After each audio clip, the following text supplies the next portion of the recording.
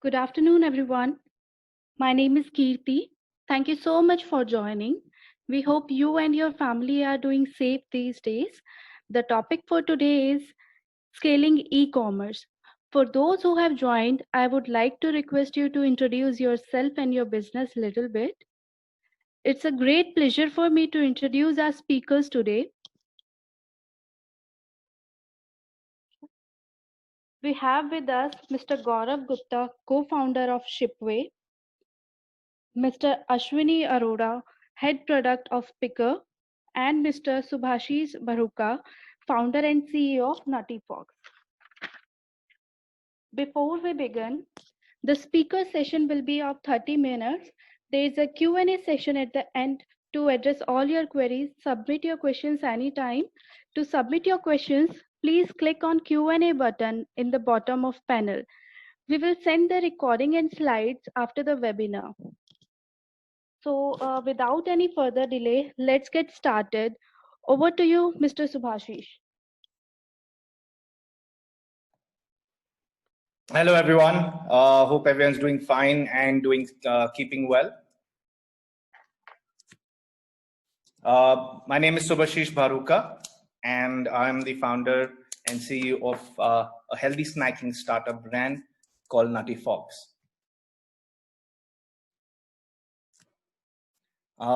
Essentially, the idea is to take you through my journey. It's been about 8 months now since I hit the market. And I'm going to be talking about my learnings of starting up a health snacking brand, which has gained a bit of popularity. It's called Nuttyfox, and I'm going to be sharing my journey. I call it smart snacking, and I'll tell you why as we go along the presentation. This is a brand overview. I started up in October. By the time I hit Amazon, it was December 4th, 2019, right? What is the most important part over here is to understand that I decided to go digital first rather than going the traditional route of your general trade or modern trade stores. It was a very conscious decision.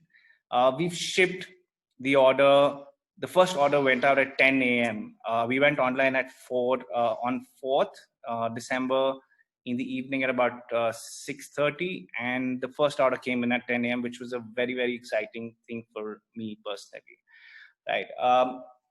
Eventually, we moved on and we continued and sustained growth towards trying to push Amazon sales as much as possible through digital marketing, through all the social media ads, Amazon ads that we did. And from January 5th onwards, the first week of January, started actually getting repeat orders, which was something which is very, very exciting for us as a brand, as a new startup brand, trying to set its foot in the retail space by being digital first, right? Till today, we've shipped out our orders across 376 pin codes through Amazon India alone, right? We have our own shipment model, but through Amazon, it's been amazing how we've reached places like Purnia and a place in Assam. We've done Jammu. We've done pretty much covered most parts of India just because of Amazon, and that's something which I should be extremely proud of. Right now, a quick fact check for all of us. This is something which came out in the report recently. Essentially, we're looking at e-deliveries, e-retail deliveries to be more than 95% of India's pin codes, which is a great thing because then today, with the amount of user base and the access to mobile phone and smartphones that we have, I think it's a great thing for all of us entering a business scenario today. Primarily the small and micro scale industries or micro brands or small sellers have benefited out of it. And I personally see the benefit of going digital first because it's been an extremely positive thing. I have gained customers and not at a lean cost. I think that's where I would want to highlight is that cost has been very lean. We see these are the points that we see for sellers, for consumers. Everyone is benefiting out of this, and especially in the time of coronavirus when people did not have access, they could not move out, we could not do anything. And that's the time I was talking to somebody at Amazon, one of the representatives, and they said that the surprising figures that came out of people above 50 started actually ordering online, using various channels like Big Basket. And that was the time, the toughest time for every single business, right? Moving on to the next slide. How do you plan a digital first business, right? I had no idea about retail. I had no idea about how to go about doing business online, or even in fact, FMCG business. I always had the passion to do it.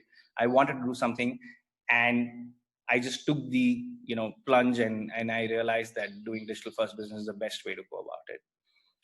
First thing is defining your business goals and objectives. I think that's the base point of everything that we do, or whoever starts a business needs to define their goals and objectives.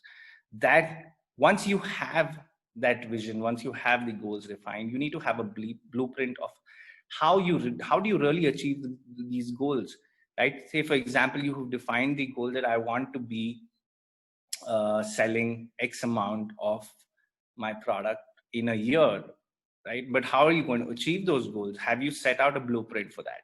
Have you listed down the points which actually makes sense for your business in the long run, right? Why digital first is because it's a logical step to take.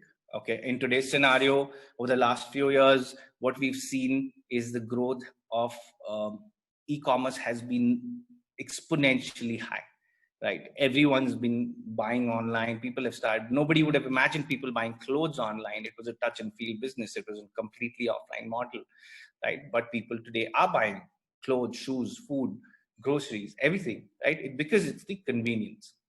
But you also have to understand that why. For you as a business, does it make sense to go online first, and then probably explore the retail option offline? Maybe not. But I strongly believe that today, if you are in a business scenario where you are a direct to consumer brand, or you're trying to build a brand, online is the best way to go about it in terms of all aspects, especially cost effectiveness. But say, for example, if you're a kitchenware brand, right, who wants an exclusive kitchenware brand, or exclusive, I would say, a clothing brand, right? You would still want consumers to first understand the product, believe in the product, and then probably buy it online the second time, right? For me, what I was very confident and I was very, very optimistic about is that once I have people buying in, because Makhana in different flavors, very few brands are doing it in India right now. And that's what gave me the confidence of going online. But it's absolutely your call, based on the blueprint, based on the goals and objectives, that what you want to achieve out of the online sales. The next, as you would see, online brand presence is a must, because it's a direct to consumer brand approach, right? Today, brand discovery happens online. A lot of it happens online. The cost of acquisition is far, far lower than what an offline channel would be. That we have to agree. I'm sure all of you agree to that, right? The reach has become larger. It has not just a state, or it's not defined by boundaries. It has actually gone beyond it, and people are discovering. As I said, I would have never expected somebody in Jalandhar to actually buy Nuttyfox. I just put out an ad on Amazon that ran for a month, and I got orders from every single corner of India. So the reach and visibility is huge when you go online. The scalability is easier. Now our website is going to be upgraded to 100% automated sales channel, point of sales, which means I'm going to be having much larger reach at a much lower cost. And ROS, I call it returns on customer engagement. I think that's the most important point. You have to engage your customers, and when you get the returns, which is in the form of repeat customers, I think that is the best feeling when you're starting out, and that's and pursuing that passion that you have. Data and measurement, obviously, because your cost of data acquisition is lower. Your analytics helps you in the next phase of growth, clearly, because you know where your orders are coming from. You can target digitally. You can use the ads smartly. You can track who's coming on your website through heat mapping. You have your ready database, which builds over time. So I think that's where you should decide, and I would highly recommend that you have your brand presence online, be it a marketing website. Just get it up and running, and then slowly build on stage by stage. The next slide, please. Yeah. All right. So e-commerce pre-sales planning, this is what I did as part of my, little journey that I've had. I would say the first and foremost is to plan your supply chain. I think that is the most important, the most an aspect that you cannot go wrong with, because your supply chain is all that matters. If you're out of the mind for a month, you're out of the consumers, books of good books. Consumers will move on, but so it's said that, your 80% of the business comes from your 20% consumers, and 20% business comes from 80% of consumers. I think that's absolutely true when you look at it from an e-commerce brand, right? Building a platform which identifies online platforms, you have to be very, very, very selective about your online platforms and defining metrics. I think that's another important aspect where you will be able to streamline your supply.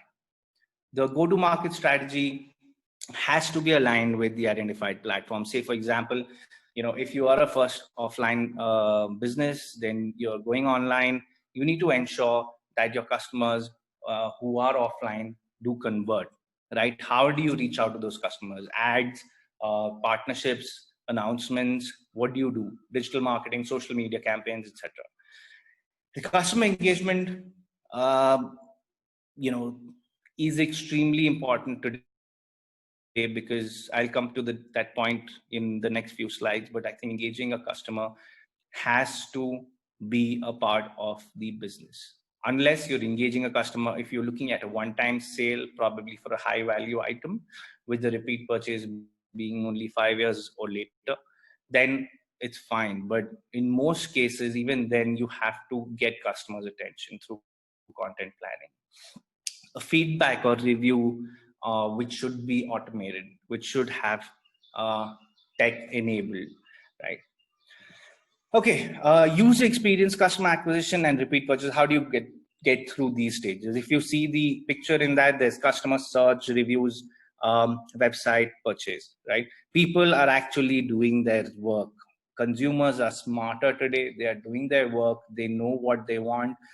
Even if they don't know what they want, they will do a review, right? All of us will agree when we are buying, say, a bike or a car, or even a small thing like a snack. People are doing their review. What is it? Why? What? What are the benefits? What are the advantages?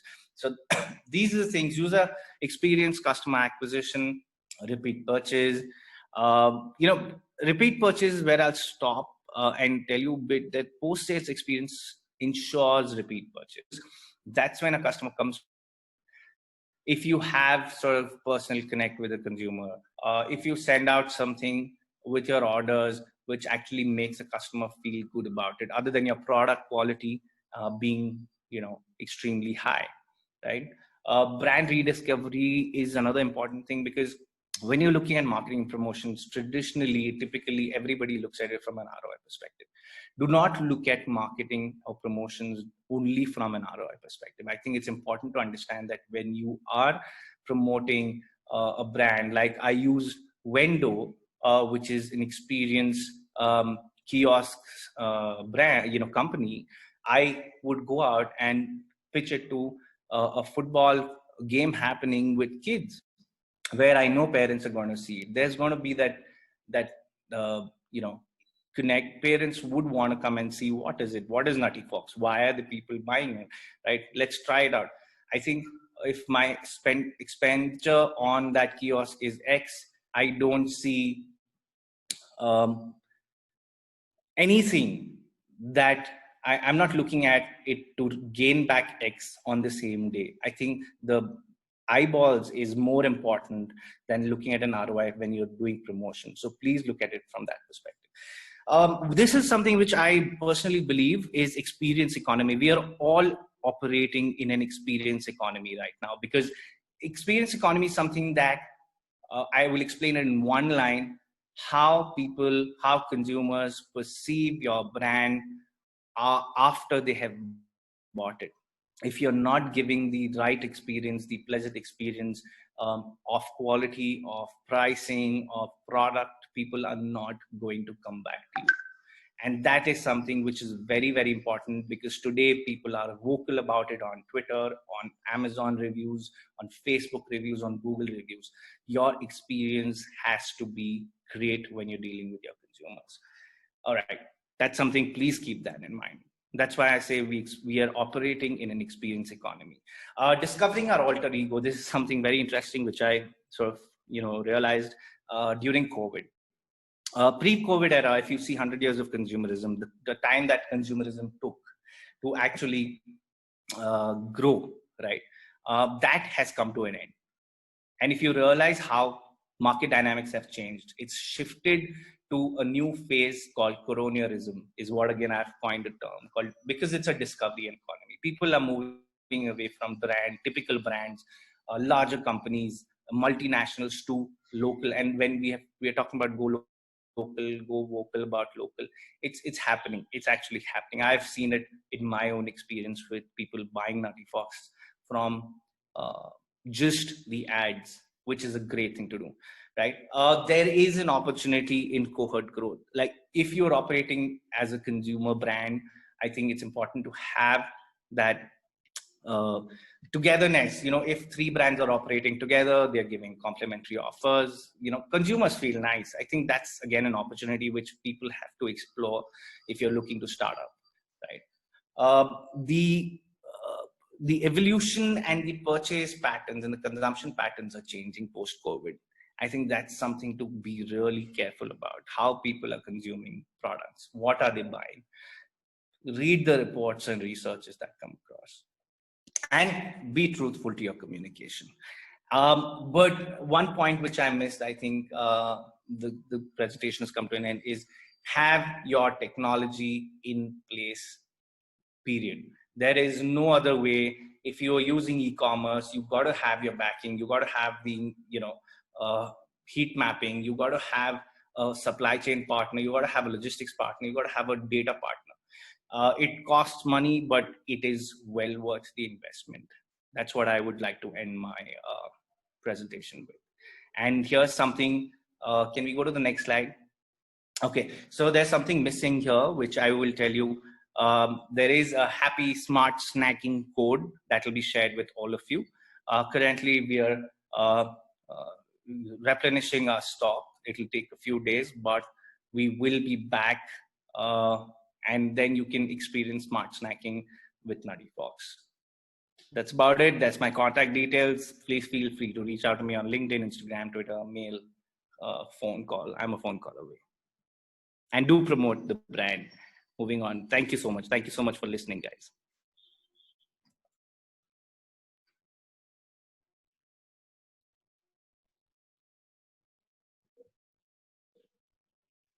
Thank you, Subhashish. Now over to Ashwini.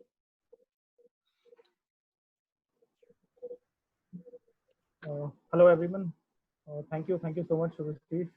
Really great presentation.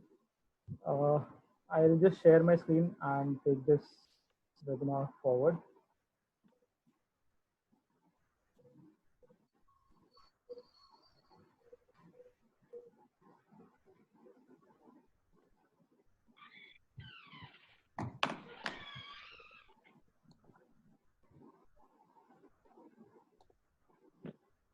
While Ashwini is getting his presentation, I'd just like to say thank you. That's me.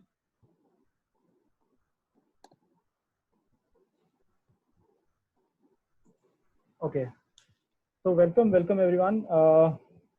I am Ashwini Arora. I head business development and product at Picker. We are a logistics aggregator, and I thought it will be interesting for you to, for new e-commerce entrepreneurs and for people with existing companies to get a feel of how the logistics side of things work and how you can scale up with the logistics expert as well. So I'll start with with this quote from the CEO of Shopify. He says that the retail changes that were expected in 2030 are happening today. I think Subhashish also touched upon this point that there are a lot of things that were changing pre-COVID, and even after COVID, I think there are a lot of things that will permanently change, especially in terms of these new smaller brands and new T2C and specialized business brands coming up. So it's a good opportunity for all the e-commerce entrepreneurs out there and people like us who are in the auxiliary industry supporting e-commerce. So let's get on to the let's get on. So there'll be a poll question coming up. I think you can go ahead and answer this question, and I mean we can discuss this in the as the slide goes forward.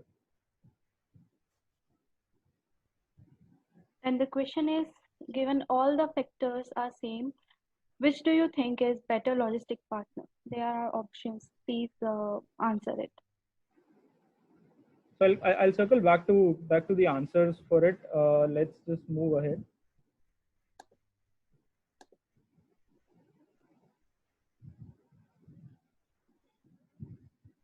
Kirti, can you move to the next slide? So I already have some responses for it. I'll share the details about it in the next few slides. Can you move on to the next slide?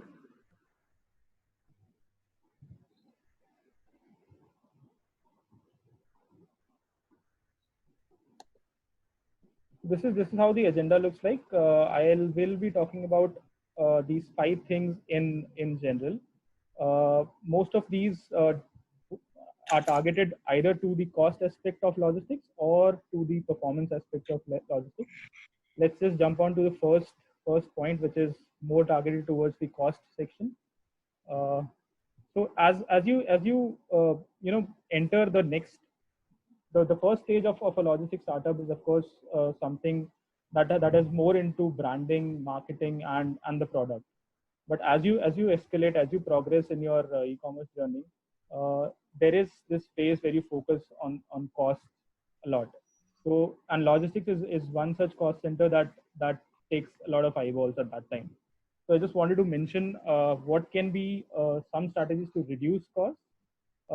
Let's just first start with the commercials, how the commercials are built by your logistics partner. It could be, there are 2 types of models that exist currently in this industry. One is the subscription based model, and one is the direct cost model. I personally have been an advocate of the direct cost model.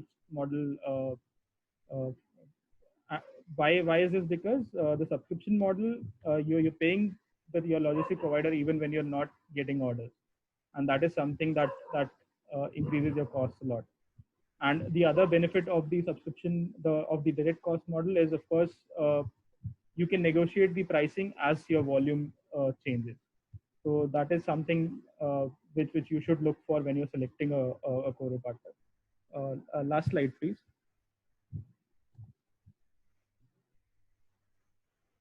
Then the second point that I wanted to touch upon was the waste slab. So for example, if you have a product like a product that Shubhashis has. If it's a volumetric product, if it's a sort of a if it's not weighed on the dead weight scale, it's better for you to have a volumetric agreement with your courier partner or a logistics partner. So it doesn't make sense for a 2 kg product to be sent on a 0.5 kg slab or things like that. It's better for you to have a discussion with your logistics partner to provide the best weight slab based upon your product or type of product. Air versus surface, I'll cover this in the next few slides, but yeah, let's cover in the next few slides. Return percentages. The RTO, the returns that you get with your logistics partner depends a lot. That matters a lot in terms that the customer experience takes a hit when there is a return which is not initiated by the customer themselves. Apart from that, it has a huge impact on the cost as well. And this is where the poll question was built on, and I'll answer it in the next slide. Sensitivity of time to deliver and return. So you can have multiple courier partners delivering products on multiple timelines. Now these timelines, of course, do affect the customer satisfaction levels, but they also have a direct relationship with the returns and cancellation. So if you are delivering a product at, let's say, 5 days, your returns ratio might be 98%. If you're returning it on 6 days, if you're delivering it on 6 days, your returns might increase. So that is something that you can take care of while selecting a courier partner or while judging a courier partner. So let's come to the next slide where we discuss how return percentages and how logistics cost, how to have a sort of a quantitative understanding of both these things. So let's say if you have two options, you have an option A of logistics partner, which gives you a freight charge of 50 rupees per order at an average, and you have an option B which will give you 52.5 as per order charge. So if you see, the option B is 5% costlier than option A, but if you go deep into the analysis, the delivery percentage that option A is giving is 90%, and the delivery percentage that B is giving is around 93%.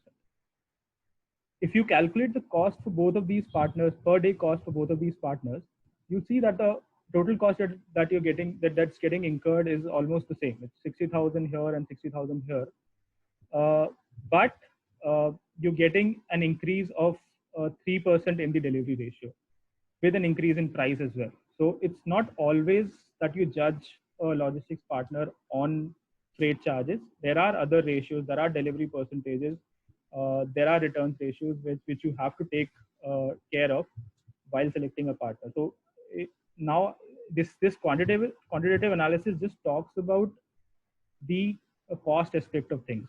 Of course, I haven't considered the better customer experiences that an option B could bring, or because of less inventory in transit, the cost saving that option B could bring, and similarly the reduction in the cash cash that is stuck with the products in transit.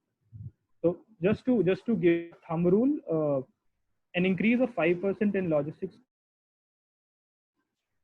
is possible, is okay, until you're getting a 3% increase in your delivery ratio. This is some sort of a thumb rule that you can take care of while you're selecting a courier partner. So I think the poll results also, I mean, most of you got it correct. The partner B is the one with 45% votes, but yeah, there are people with there are 36% votes for option A, which is where the confusion comes in. So people judge a logistics provider directly on the freight charge, and rather they should actually look at the delivery ratio as well. Okay, let's move on to the next slide.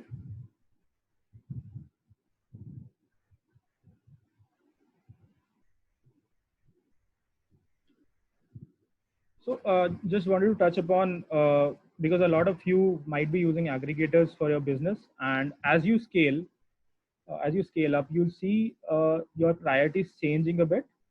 This is my experience. A lot of people who when they join in join in with us, when they onboard with us, are looking at cost advantages, or better services, or easy remittances, and primarily because there are no fixed volume requirements that we have. But as you scale up, the focus generally changes to the team size. So there are some other aspects, like if you onboard with an aggregator, you need to have a less operational workforce with you. You need to have less discussions. So again, that translates into less operational workforce. So you're saving salaries there. Customized integrations, like Subhashish touched upon, tech is a very important aspect of things these days, both in terms of an e-commerce store as well as the integration the e-commerce store has with the logistics partner. There are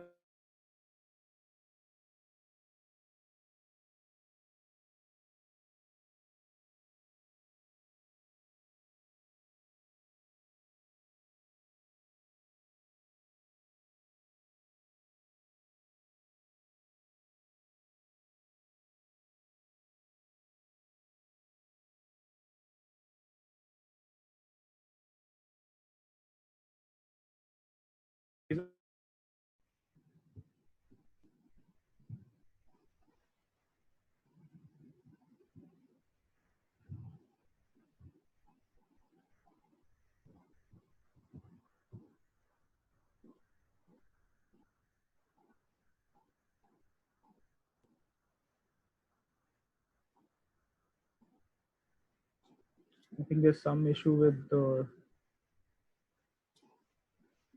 Yeah, okay, we're back. Can you move on to the next slide?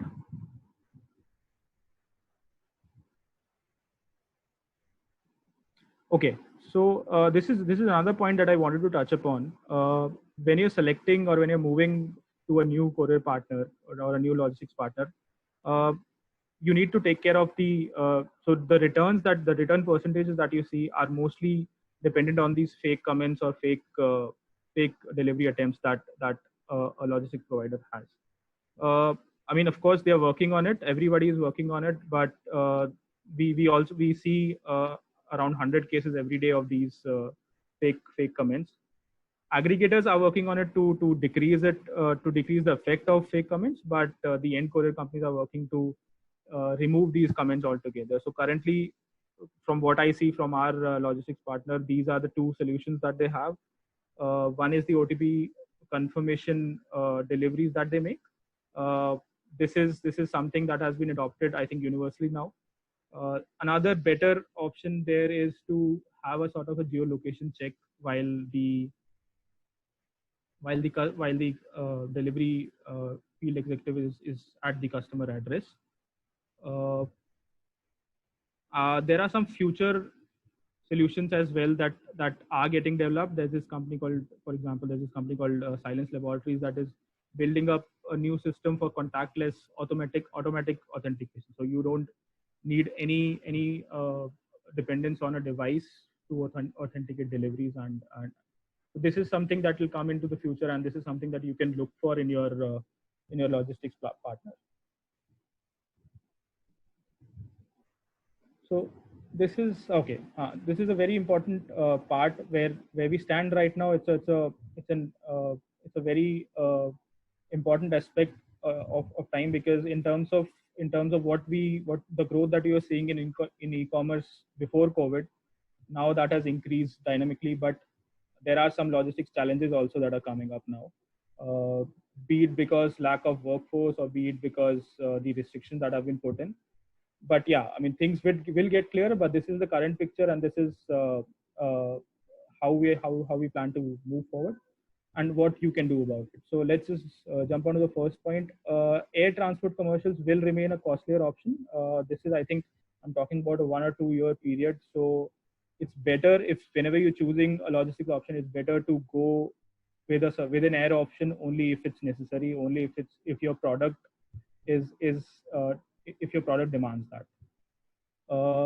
Service transport again has increased and will increase in the future as well.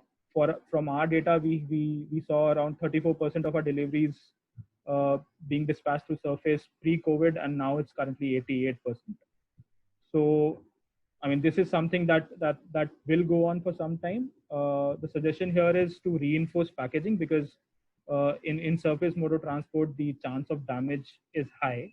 So better to reinforce packaging in these times and set that expectation to your customers as well. So most of our clients have put a message saying that your deliveries might be delayed because it's of course coming to surface. So that is something that you can sensitize your customers with, because this is something that will go on for some time, at least for now. Micro warehousing is another thing that will gain wider adoption. That is according to, of course, my analysis. For example, if you're a seller in Delhi and you have high demand in a city like Bangalore, if your operations allow it, you can have a small warehouse set up in Bangalore with your products ready there. So you can normalize, or you can increase that to reach that customer there in Bangalore. COD versus prepaid percentage. Of course, this is our COD percentage from the orders that we were dispatching through Picker was around 70% at one point pre-COVID, around in January and February, and this has come down to around 34% now. So this decrease might be temporary, just because people don't want to deal in cash. But given the permanent changes that COVID will bring in, this is something that will go on forever. At least the percentage will be skewed more towards prepaid now, which is actually good for both the sellers as well as far as your costs are concerned. So it's better. It's a very good time to incentivize people for prepaid orders, so that this behavior gets developed within your customers, and I mean, it is good for the business in that sense. So yeah, that is all about my presentation. You can reach out to me on LinkedIn or on this email ID that you see here. We'll be happy to answer any questions.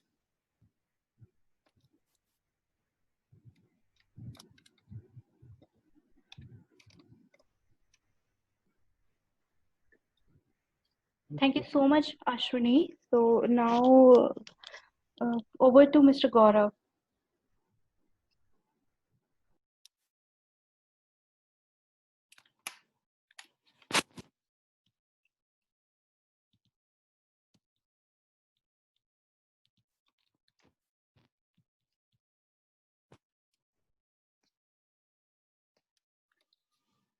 Thank you, Ashwini and Shubhasish. It was really a great informative session. And thank you, Kirti. So good afternoon, friends. Today I'm going to talk about something about scaling e-commerce. Like what are the things that you should be taking care of whenever you are starting any e-commerce, or whenever any rules that you have, all the use cases or rules that you need to automate in your business in order to scale. So we are going to talk about invest in automation, like invest in any automation tools that are available in the market.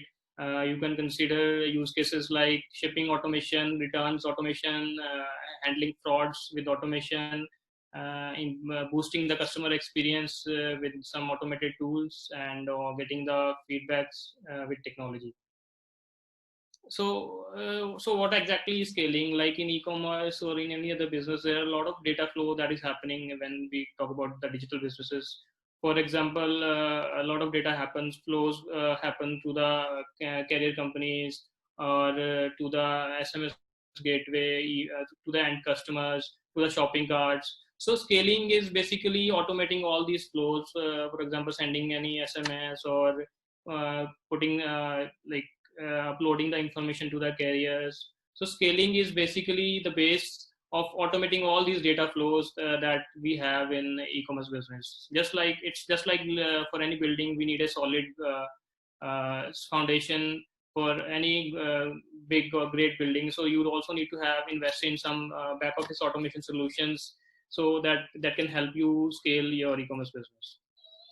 So some of the components we have in e-commerce business are like fulfillment automation, fraud detection, automatic carrier selection or reverse pickup automation, or let's say customer experience as well. And platforms like Shopify, shopping carts, platforms like Shopify, they are already taking you to the halfway of the journey, because they have already handled a lot of things that you earlier you have to handle by putting a development team, then on the servers, and maintaining the servers. So they are taking a lot of things that earlier the e-commerce company has to do, which Shopify, platforms like Shopify have helped a lot. And when we talk about fulfillment automation, it comes with a lot of things, and it's the heart of any e-commerce business. It involves a lot of things like generating the shipping labels, or the invoicing, accounting, inventory management, warehousing. If you have multiple warehouse, how do you manage the inventory? Or the carrier management, like if you are at scale, if you are processing more than 1,000 or 500 shipments, or let's say 100 shipments daily, so you need to have a lot of you must be having multiple carriers or aggregator you are using. So you need to have a carrier management tools in place, which can help you select the automation allocation of your carriers. For example, some of the cases I'll be discussing, like during COVID or any other disaster. For example, if some of the states or cities get shut down, so you must be able to filter out those zip codes that you should not be serving on those zip codes. And if you are serving on any hyperlocal shipments, should be delivered by some hyperlocal carriers, which have multiple benefits over the regional carriers, and they can do fast deliveries, and as well as they can also reduce your costs. And heavy shipments should go to surface, but now the case is different, because most of the shipments are going to surface because of the pricing issue and lesser availability of the carriers. But the heavy shipments you should generally go through the surface, and the less light shipments should be preferred by air. And if you are having multiple warehouses, the customer who places an order in NCR should be served from the Delhi warehouse, and instead of serving it directly from the Mumbai warehouse. So these are some of the automatic rules that you should be able to automate when we talk about the fulfillment of your shipments, which can give you an edge over the other players, because fulfillment is something that if you have a good fulfillment system in place, then you can win the e-commerce game. Sorry to interrupt you, Gaurav. Can you present full screen? Sorry, just a second.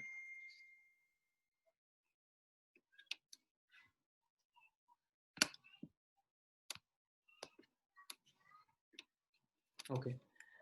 So coming about returns automation, returns is something I keep on repeating every time I present. Like, returns is something that you should never ignore. It helps you build the brand, as well as build trust between your customers. And you should always have a do-it-yourself platform so that your customers can easily place a return request.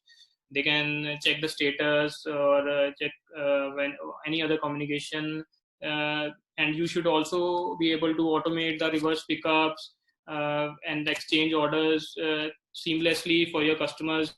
And parallelly, the customer notification should be delivered based on the status or any event that has happened, or maybe it is return has received or processed, or the refund has been processed, which can help you build a better customer experience. So if you are able to automate your returns, you can reduce your 20% of your warehouse cost, because a lot of people are doing it manually. Customer is sending the email for any return request, they check the product, then they revert that on them. All the communications are mainly happening on the email, instead of they should be happening on the basis of notifications and by the do-it-yourself panels on your website. As major focus is on e-commerce these days, and so frauds are also focusing a lot on e-commerce, and a lot of frauds are happening these days. So a lot of people who are just placing the orders for fun, and you should be able to tag those customers based on the orders if based on their order history, or if they have some invalid address or phone number or email ID. If they have refused delivery in the past, or if they have suddenly started placing a lot of orders with the same IDs. So you should be able to flag those customers. A lot of tools are there and in the market which can help you verify such orders. You can also use automated IVR calls for order verification, because in COD, a lot of people are not accepting the orders, and in these days, a lot of prepaid frauds have also started happening in the market. And customer experience is something which is very it's most important, I think, because if you're not providing a good customer experience, then you will not be having any repeat purchase, and if you're not having any repeat purchase, so you are not going to scale your business. So we all love when we get the notification like your product XYZ has been shipped just hours after placing the orders, and this happens a lot when we place orders on Amazon or Flipkart. And if you are able to achieve that, and your customers will love that too. But you need to have some automated system and automation system in place so that you can reduce the SLAs, reduce the stats for all the orders to be able to fulfill the orders quickly as possible. Parallelly, you should be sending the emails or SMS with the tracking links whenever the order is fulfilled or shipped, or sometimes even on the order when the order is tagged. Customer should be notified automatically based on whenever the shipment is out for delivery or out for pickup in case of reverse pickups, or whether it is delivered. And they should also be notified whenever there is a delivery issues. For example, address is not the courier boy is not able to locate your address, or you have mentioned some incorrect email ID or phone number as well. So you can automate these non-delivery orders by sending the automated follow-ups to the buyers so that they can take action against these orders, and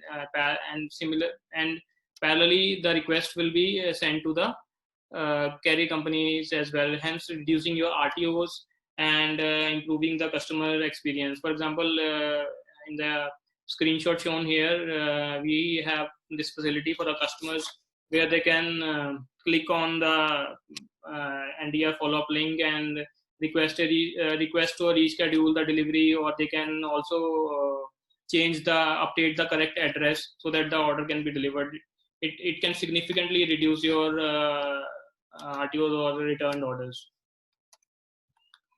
Last, I would like to say, like, feedbacks are the most important things that you should be asking from your customers. It helps you build a strong relations with your customers, as well as it helps you improve the products, the customer experience, and your business, because the customers are the only one who knows exactly how they, after using the product, like how they have felt about your service or the product, whether the delivery was on time, whether the courier company was polite or not,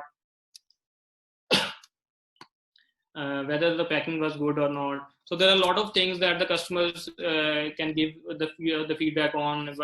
Anything like if the pricing is high, or say if there is a better product that is available in the market than yours. So there are a lot of things that customers can notify you, tell you about, and you should be able to get the feedbacks in an automated manner, like after 10 days or 5 days of product getting delivered, or sometimes if you want to get the feedback of the delivery experience right after the product is getting delivered. So that's all from my side. In case you have any question, you can let us know in the box, question answer box. Thank you, guys. Thank you, Gaurav. It was really helpful. So let's get started with questions now. And first question is for Shubhashish. And the question is, wait.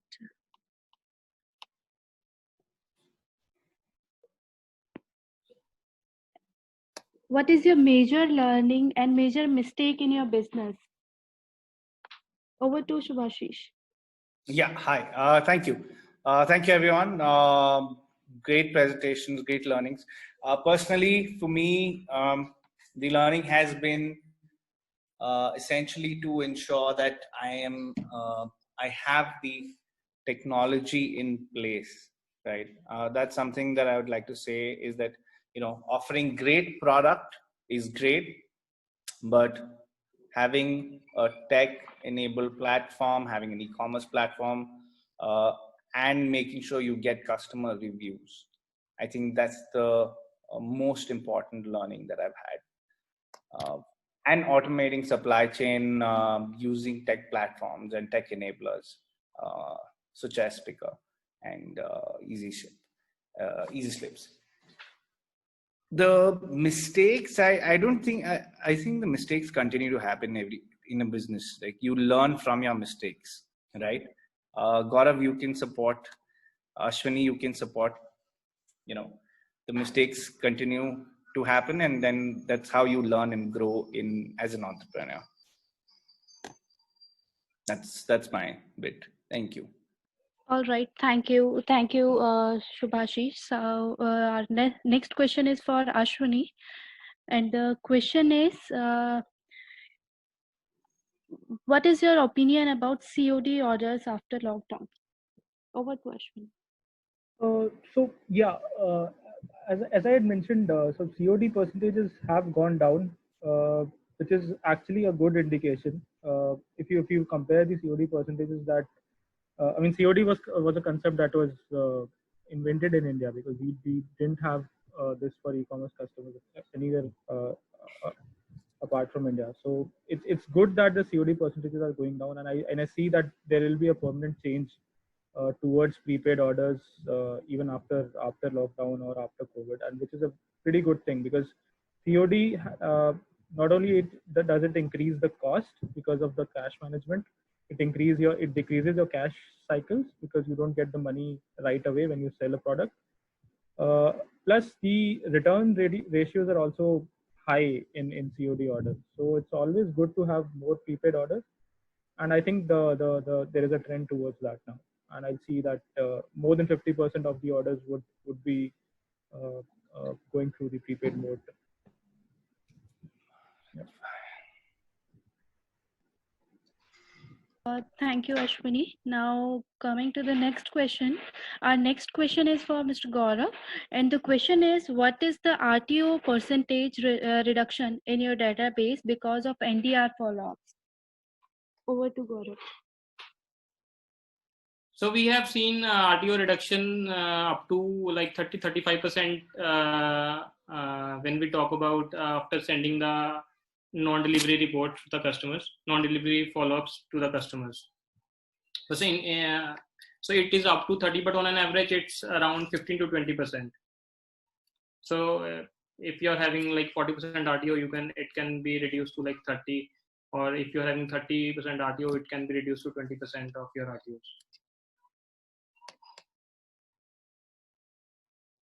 Okay, thank you, Gaurav. So now next question is for Subhashish, and the question is, what are the important metrics we need to take care of regarding e-commerce? Over to Subhashish. Right. And in terms of metrics, I want to understand what metrics are you talking about? This is a question from whom?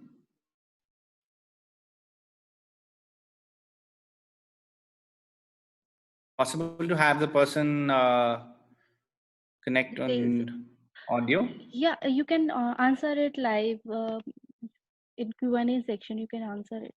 You can check. Wait a second, let me check. Question is from Subhash. Subhashish, so you can share the general metrics of e-commerce, like what all metrics you are taking. Sorry? What all metrics you are taking care? So essentially, there are a couple of things. One is the shipping rate in terms of successful shipping rate, pickups, timely pickups and deliveries. Then there are return rates, which essentially come in, a metric that I really track, because I've had, thankfully, probably less than 1% return rate.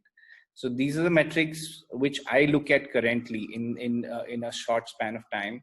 As I'm launching my e-commerce platform on nuttyfox.in, I'll be tracking more metrics in terms of where it's going, who's buying it, who's a repeat purchase. As I said, I'll be heat mapping pretty much the entire website and tracking the data from there. So additional. Does that answer your question? Yes, Suvash. So additional to that, I want to add something. Are you also taking care of the metrics of products, like dead products, or like products which are not happening, or sales is not going on, if any of the products? Yeah. So essentially, okay, great. Thanks for asking that. Essentially, what happens is certain flavors. So I have 4 flavors right now, right? And there are combo offers that are listed on Amazon, right? What happens is, say for example, a chili lemon flavor would do really well in the first week of a month, or or probably during a certain period, and my sour cream onion is not doing too well.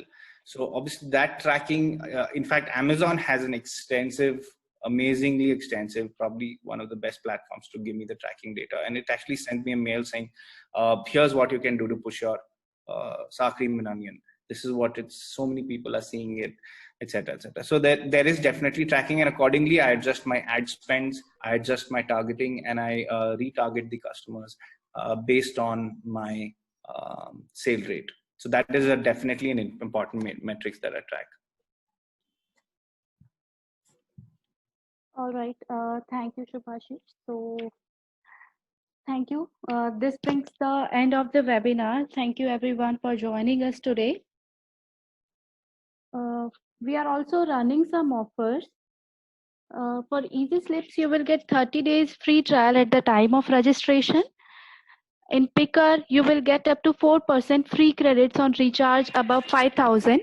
In Nuttyfox, 10% off of any purchase. These are the offers going on in all these companies. So kindly register in the website. And if any question is not being answered of yours, don't worry, we will share the answer after the webinar. And contact details of Easy Slips and Nuttyfox you have already seen in the webinar. And thank you so much for joining. Hope you find this helpful. Thank you.